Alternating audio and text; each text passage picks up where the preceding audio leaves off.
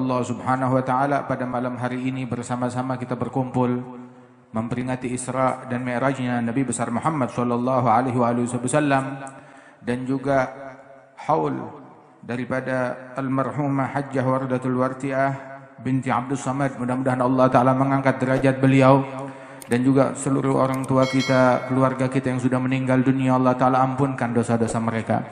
Allah taala luaskan kuburan mereka. Allah Subhanahu wa taala lipat gandakan pahala mereka, dan apa anugerah yang Allah taala turunkan di majlis ini Allah taala masukkan ke dalam kuburan mereka. Amin ya rabbal alamin. Kita doakan para guru-guru kita yang hadir tengah-tengah kita, bil khusus Al Habib Syekh bin Abdul Qadir Segaf dan segenap para habaib, para kiai, para tuan guru, para asatidzah, insyaallah diberikan kesehatan, afiat, keberkahan. Dan juga hadir di tengah-tengah kita Bapak Gubernur, Bapak Kapolda, dan juga segenap dari para TNI dan Polri, dan juga para tokoh masyarakat, bil khusus Sahibul Bait Bapak Haji Syam, insyaallah diberikan kesehatan beserta segenap keluarga besar beliau, dan ayah beliau diberikan kesehatan, afiat, dan Allah taala berikan keberkahan kepada kita di majelis yang mulia ini. Amin ya rabbal alamin. Alhamdulillah, kita bersyukur kepada Allah taala kita berkumpul dalam kegembiraan, dalam keceriaan gembira kita dengan Nabi Muhammad. Bergembira, bersolawat, bergembira, berzikir kepada Allah taala, ini adalah sebaik-baiknya kegembiraan. Di muka bumi banyak orang yang bergembira, tetapi gembiranya mereka dengan hal-hal yang fana. Dan kegembiraan kita adalah kegembiraan yang mewariskan kepada kita kenikmatan yang abadi di sisi Allah Subhanahu wa taala. Alhamdulillah, nikmat besar dari Allah Subhanahu wa taala. Dan yang paling bergembira pada malam hari ini, tahu siapa yang paling gembira malam hari ini? Almarhumah Hajjah Wardatul Wartiah binti Abdul Samad. Beliau yang paling gembira. Kenapa? Sebab ini pahalanya semuanya masuk ke rekening yang beliau. Alhamdulillah. Mudah-mudahan Allah Subhanahu wa taala berikan pahala tersebut kepada beliau, kepada keluarga kita, dan kepada kita sekalian. Amin ya rabbal alamin. Kemudian juga ada salam untuk kita semua yang hadir tempat ini. Kita dapat salam khusus. Salam dari siapa? Ini saya sampaikan salam dari Nabi Ibrahim. Nabi Ibrahim kirim salam kepada kita sekalian. Loh bagaimana? Kapan ketemu dengan Nabi Ibrahim? Saya nggak ketemu. Akan tetapi diriwayatkan dengan sanad yang sahih kepada Imam Al-Bukhari, dengan sanad beliau kepada Nabi besar Muhammad sallallahu alaihi wasallam. Nabi Muhammad waktu malam Isra wal Mi'raj, beliau berjumpa dengan Nabi Ibrahim. Kemudian Nabi Ibrahim berkata kepada Rasulullah sallallahu alaihi wasallam, "Ya Muhammad, agrik ala ummatika minni assalam." Wahai Nabi Muhammad, sampaikan salam saya untuk umatmu semuanya. Alhamdulillah, alaihi wa ala nabiyina afdhalus salah wa azka taslim. Terus ada pesan apa? Nabi Ibrahim kirim salam kepada kita dan beliau memberi pesan, sampaikan kepada mereka, kepada kita nih umat. Dan Nabi sudah menyampaikan. Apa pesannya? Di surga Gi'an, banyak tanah-tanah kosong, banyak lahan kosong. Yang mana lahan tersebut perlu diisi, dan diisinya wa gharsuha al-bagiyatus salihat. Diisi, ditanami dengan al-bagiyatus salihat. Apa itu al-bagiyatus salihat? Dengan ucapan subhanallah walhamdulillah wa la ilaha illallah wallahu akbar. Itu yang mengisi kafling kita, tanah kita, lahan kita di surga. Kalau udah terisi, ya insyaallah kita masuk ke dalam surganya Allah Jalla Jalaluhu Ta'ala Ta'zamatuh. Rasulullah sallallahu alaihi wasallam beliau pun dahulu mengatakan bahwasanya la an agula subhanallah walhamdulillah wa la ilaha illallah allahu akbar ahab ilayya mimma tala'at alaihi syams. Sungguh saya mengucapkan ucapan subhanallah walhamdulillah wa la ilaha illallah wallahu akbar. Ucapan ini lebih saya sukai daripada segala sesuatu di muka bumi ini yang disinari oleh cahaya matahari. Ucapan ini sekali lebih baik dari dunia seisinya. Ada salah seorang raja yang paling berkuasa Siapa? Nabi Sulaiman bin Daud. Nabi Sulaiman, beliau memiliki kekuasaan bukan hanya satu kota, bukan hanya satu wilayah, bukan hanya satu negara, satu dunia. Dia termasuk orang yang menguasai seluruh dunia. Kekuasaan dan kerajaan beliau. Dan yang patuh masuk di dalam rakyatnya beliau adalah kaum manusia, kaum jin, hewan, burung-burung, bahkan gunung-gunung diperintahkan untuk taat, termasuk angin yang menerbangkan beliau kemanapun beliau sukai, sebagaimana disebutkan di dalam Al-Quran. Ada Nabi Sulaiman, satu kali diterbangkan beliau bersama pasukannya dengan angin, diterbangkan kemanapun mereka kehendaki. Maka di bawah di ladang itu, di kebun, ada seorang petani yang sedang bertani, tahu-tahu ngelihat ke atas Nabi Sulaiman bersama pasukannya diterbangkan oleh angin di atas permadani mereka. Maka ini petani ini berkata, Subhanallah, Maha Suci Allah, laqad utiya ibnu Dawud mulkan azima. Sungguh Allah telah memberikan kepada Sulaiman bin Daud kerajaan yang besar. Maka suara orang tersebut disampaikan oleh angin ke telinganya Nabi Sulaiman. Dibawa suaranya oleh angin ke telinga Nabi Sulaiman. Kemudian Nabi Sulaiman bilang, ganti haluan, datangi orang tersebut. Belok itu pasukan menghampiri orang tersebut. Terus Nabi Sulaiman bertanya, kamu tadi bilang apa? Apa yang kamu ngomong barusan? Bilang, nggak ada apa-apa. Saya cuma mengucap Subhanallah, Maha Suci Allah yang telah memberikan Sulaiman bin Daud kerajaan yang besar. Maka Nabi Sulaiman, hadza prinsip. Wahada, ucapan ini adalah ucapan yang penuh hikmah, yang kita pegang kuat-kuat. Nabi Sulaiman bilang kepada orang tersebut, ketahuilah, ucapanmu Subhanallah lebih baik, lebih berharga, lebih bernilai, lebih besar daripada kerajaan yang Allah Ta'ala berikan kepada Sulaiman bin Daud. Sebab kerajaannya Sulaiman bin Daud sekarang mana? Mana singgasananya, mana cincinnya, mana mahkotanya, mana istananya, semua hilang. Tetapi ucapan Subhanallah yang diucapkan oleh orang tersebut tetap masih ada. Masih ada. Ucapan Subhanallah. Wal bagiyatus salihat khairun 'inda rabbika thawaban. Dan sesungguhnya al-bagiyatus salihat lebih baik di sisi Allah Ta'ala pahalanya. Alhamdulillah, nikmat yang besar Allah Ta'ala berikan kepada kita sekalian dengan hadirnya kita di majlis yang semacam ini. Rasulullah Sallallahu Alaihi Wasallam memesankan kepada kita sekalian tentang majlis yang semacam ini. Dikumandangkan panggilan ketika kita bangun, ketika kita pulang. Dikumandangkan panggilan yang berbunyi, Gumu maghfuran lakum qad buddilat sayyi'atukum hasanat. Bangunlah kalian dari majlis ini dalam keadaan dosa-dosa kalian telah diampunkan oleh Allah, kesalahan kalian dirubah menjadi pahala oleh Allah Subhanahu wa taala. Alhamdulillah. Dan acara yang semacam ini diadakan juga dalam rangka mengirim doa haul dari haul yang ketiga, Hajjah Wardatu Warti'ah binti Abdus Samad. Mudah-mudahan Allah Ta'ala angkat derajat beliau. Dan Rasulullah SAW menyebutkan, al-waladul bar la yadkhulun nar, wal waladul aq la yadkhulul jannah. Anak yang bakti kepada ibu bapaknya tidak akan masuk neraka. Anak yang durhaka tidak akan masuk ke dalam surganya Allah Subhanahu wa taala.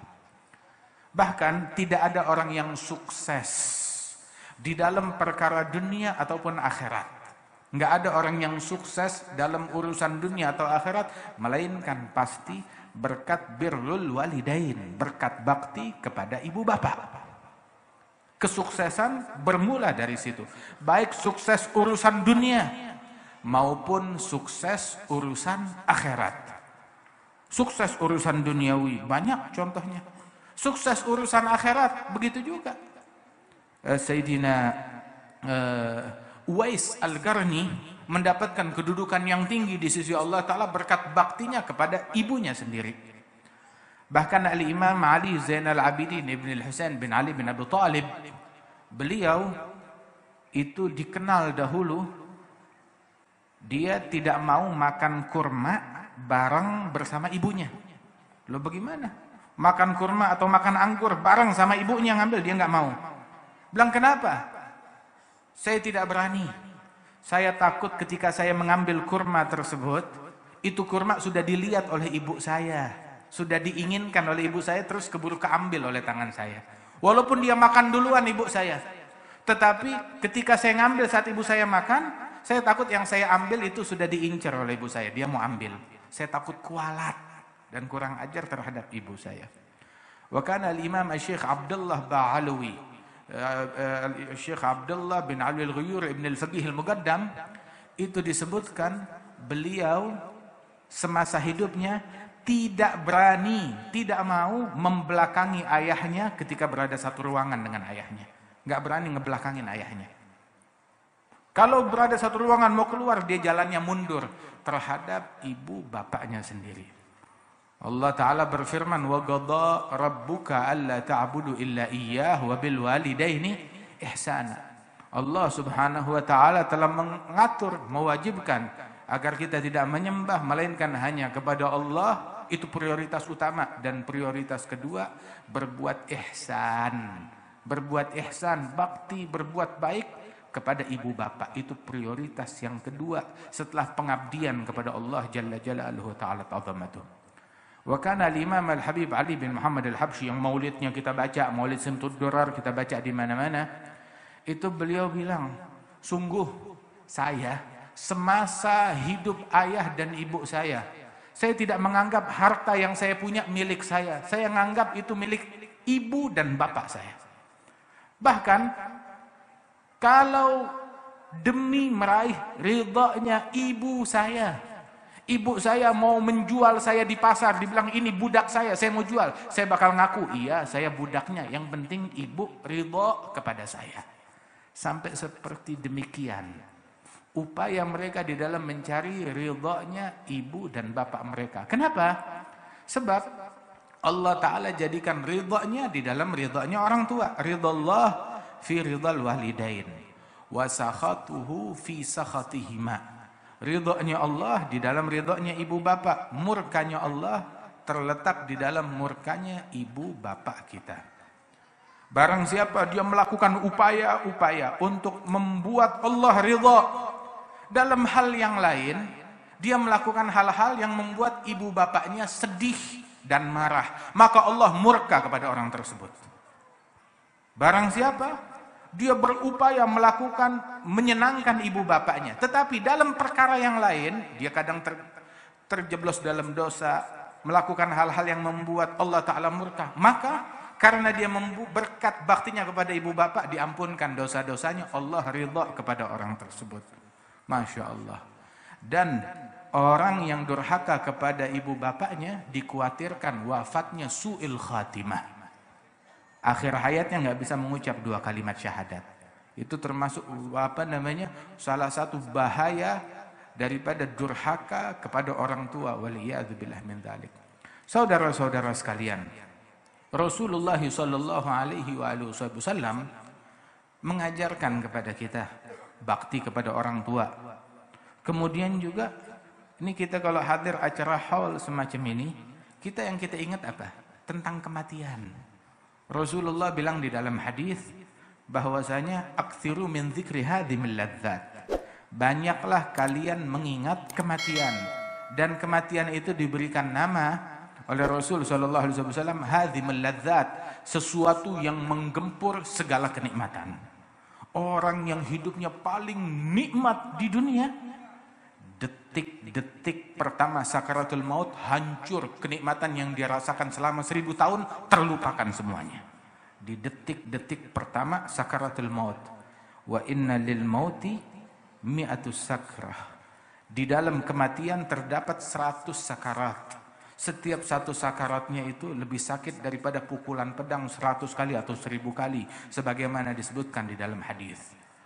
Rasulullah sallallahu alaihi wasallam juga beliau mengingatkan bahwasanya yamutul mar'u ala ma 'asha alaih, yub'atsu yaumal qiyamah ala ma mata alaih.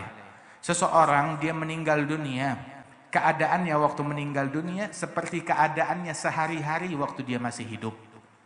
Dan dibangkit hari kiamat dalam keadaan seperti keadaannya waktu dia meninggal dunia. Diberi contoh oleh Nabi Muhammad, orang yang meninggal dunia dalam haji, dalam ihram haji atau ihram umrah, besok hari kiamat dia dibangkit sambil mengucapkan labbaik Allahumma labbaik.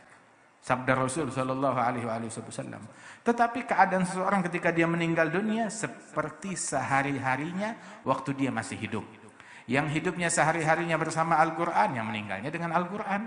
Sehari-harinya dengan sujud, meninggalnya dengan sujud. Sehari-harinya dengan zikir, meninggalnya dengan zikir. Sehari-harinya dengan sholawat, meninggalnya dengan sholawat. Sehari-harinya dengan handphone, ya awas meninggalnya lagi megang handphone. Sehari-harinya sibuk dengan medsos, awas meninggalnya dengan medsos. Begitu. Wah, bahkan ada beberapa orang akhir hayatnya itu ditalginkan kalimat la ilaha illallah, la ilaha illallah, dia nggak bisa. Malah dia sebut semen. La ilaha illallah pasir. La ilaha illallah batu bata, kerikil, kusen, kayu. La ilaha illallah. Dia sebut yang lain tapi nggak bisa nyebut la ilaha illallah. Rupanya semasa hidupnya otak, pikiran, hatinya tiap hari sibuknya hanya dengan hal yang demikian, meninggalnya begitulah. Waliyadzubillah min dzalik. Khususkan waktu kita, sebagian dari waktu kita khususkan untuk zikir, untuk ibadat, untuk menjalin hubungan, bangun hubungan antara kita dengan Allah. Maaf, kita kalau punya urusan duniawi, kita jalin hubungan. Siapa orang besar? Kita harus punya hubungan dengan dia. Punya hubungan dengan orang besar. Baik itu pejabat atau tokoh masyarakat. Kita mau ada hubungan dengan dia. Kenapa? Biar aman, biar tenang, biar beres urusan. Begitu. Ada urusan duniawi. Urusan akhirat. Di depan kita ada sakaratul maut. Di depan kita ada kuburan. Di depan kita ada interogasi. Interogasi oleh malaikat mungkar wa nakir. Di hadapan kita ada sirat, jembatan yang harus kita lalui, jembatan yang membentang di atas neraka jahanam yang lebih tipis dari rambut, lebih tajam dari pedang, dan kita wajib lewat di jembatan tersebut. Caranya bagaimana? Nah, kita diberikan umur, waktu di dunia untuk mikir. Fikir. Bukan kita pakai umur kita buat hal yang lain yang tidak terlalu penting, kita lupakan hal yang paling prioritas. Terus nanti on the spot baru kita mau mikir. Kalau sudah di depan sirat baru mau mikir lewatnya bagaimana. Dari sekarang pikirkan. Dari sekarang pikir bagaimana agar matinya kita, meninggalnya kita husnul khatimah. Dari sekarang kita mikir bagaimana agar kuburan kita lapang, luas. Dari sekarang kita mikir agar kita dibangkit masuk dalam barisannya Nabi Muhammad. Dari sekarang kita mikir selamat lolos melewati sirat, jembatan yang membentang di atas neraka jahanam. Dari sekarang kita mikir agar kita terima catatan amal kita dengan tangan kanan kita. Dari sekarang kita mikir dan berikhtiar agar Allah Subhanahu wa taala kumandangkan ketika selesai kita berbicara, diinterogasi oleh Allah Ta'ala, dikumandangkan panggilan laqad sa'ida fulan bin fulan sa'adata la syagawata fiha, telah beruntung fulan anaknya fulan keberuntungan yang tidak ada kesialan selama-lamanya. Dari sekarang kita mikir, bukan udah on the spot baru kita mau mikir. Dari sekarang kita diberi waktu untuk memikirkan, untuk merencanakan.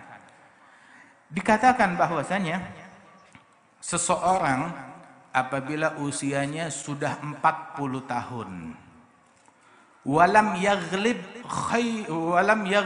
khairuhu syarrah, orang usianya sudah 40 tahun tetapi kebaikan dia tidak lebih banyak dari kejahatannya, maka kata ulama bilang syaitan menghampiri orang tersebut, diusap wajahnya tuh orang.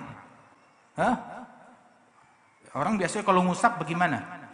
Kalau diusap itu, mau ngambil berkah. Ini syaitan ngambil berkah dari ini orang. Kenapa nih orang? Lebih hebat dari syaitan rupanya.